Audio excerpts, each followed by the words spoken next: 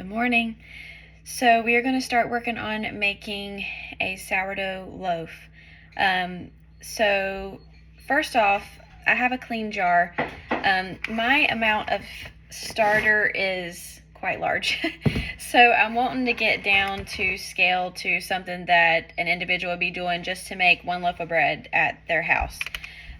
So in doing so, I'm going to weigh out the starter into my jar, but don't do this if it's just you. Just look at what you've got and eyeball it like I've been talking about in the previous videos.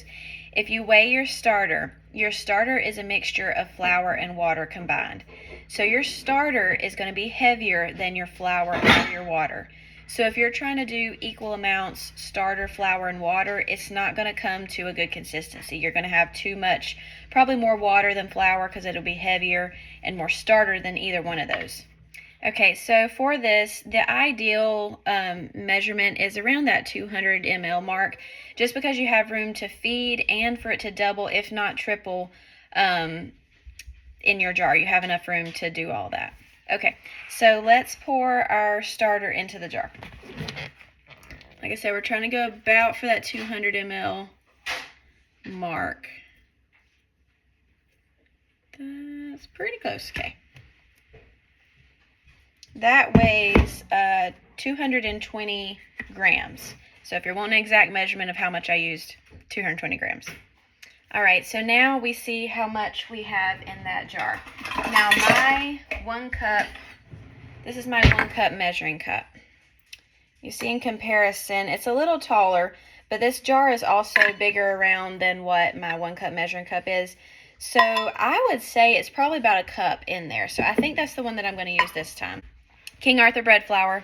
I'm going to do a cup of it into here. All right.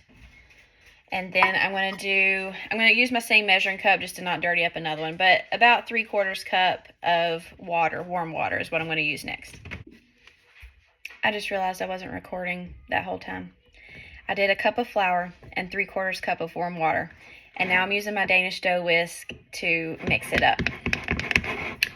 So the Danish dough whisk is not a 100% necessary tool, but it is a very helpful tool, and it's fairly inexpensive. I do have some on my Amazon storefront if you're interested in looking at them. I think they're about $10, or you can get them in a kit of all that sourdough stuff. So I'm going to mix it, but we don't want to go too crazy over mixing. We want to make sure it's incorporated.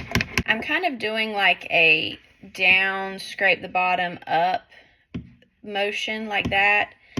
And then I kind of scrape the edges of my jar, make sure I get all the remnants around the edge.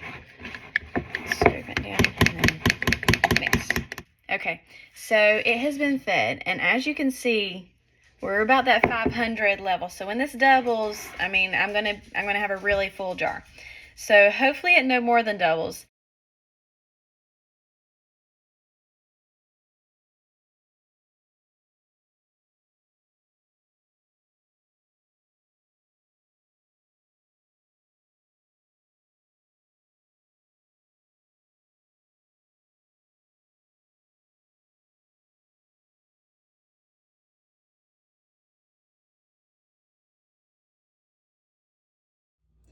Okay, so we have seen that our starter has risen. Now my house is cold, so it has taken it about 7.5 hours to double from 500 to 1,000. And now you see it's starting to drop back down. You can see on top how it's starting to sink in the middle. Okay, sorry for the lack of sound here, but it is 350 grams of water. I've recently upped that because I realized I was doing that anyway. So 350 grams of water, about 150 grams of starter. Take it off of your measuring scale so that you don't break it. Whisk it together. About 10 grams of salt, and then it ends up being about 500 grams of bread flour or unbleached all-purpose flour. You basically want to make sure that your water and starter equal about the same amount as your flour. And then you're going to whisk all that together. Get it good and incorporated, but you want to make sure you get all that flour in there, but you don't want to overwork it. So when I get it, you know, about halfway through, I start using my hands, breaking up the clumps, and you'll feel the dough start to come together. Okay, so then about 30 minutes later, I do my first set of stretch and folds. And as you can see, I'm just like scraping my hand around the edge of the bowl, pulling it up and flopping it over. Now you can do this just like on the four corners, or you can do it a little bit more as I'm doing here. I felt like my dough was kind of watery and thin, so I did a few extra stretch and folds just to make it start coming together a little sooner.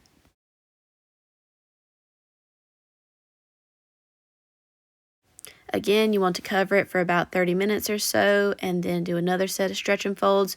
You can do stretch and folds for up to 4 to 6 times per loaf. Like you can do 4 to 6 sets of stretch and folds, but it's not required for this loaf of bread. As you will see in the end, it turned out just fine. I only did 2 sets of stretch and folds because I was tired and I wanted to go to bed.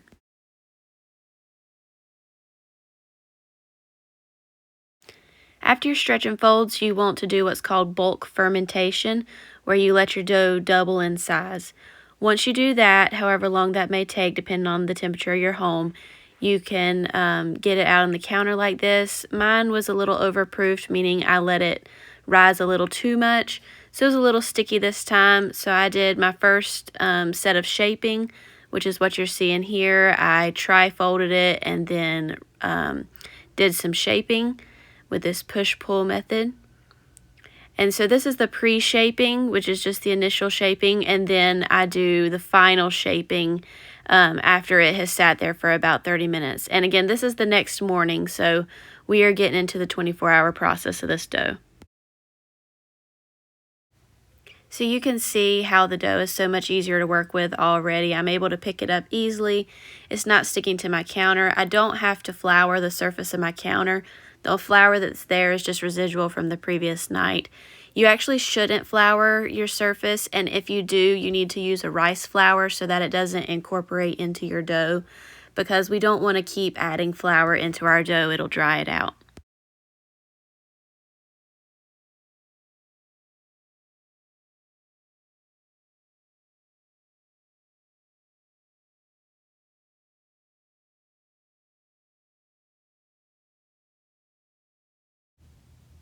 So now we're going to put the dough into our banneton basket, seam side up, and you want to make sure that you tighten it like this. This is called seaming the dough or sewing the dough. And you want to make sure that what's going to be your crust on the bottom is as tight as possible. So I continued to do this for a little while. After this process, I put it in the refrigerator for a few hours and then it's ready to bake.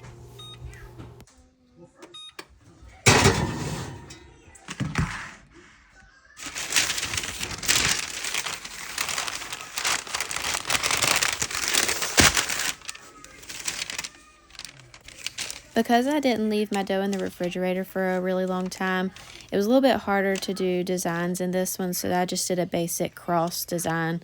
But the longer you let your dough sit in the refrigerator, the better quality of crust you will have and the easier you can make designs.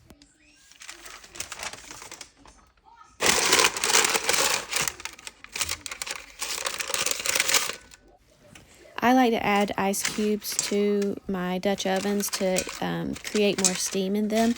It's not necessary, but to me it does help with the rising of the dough while it's cooking.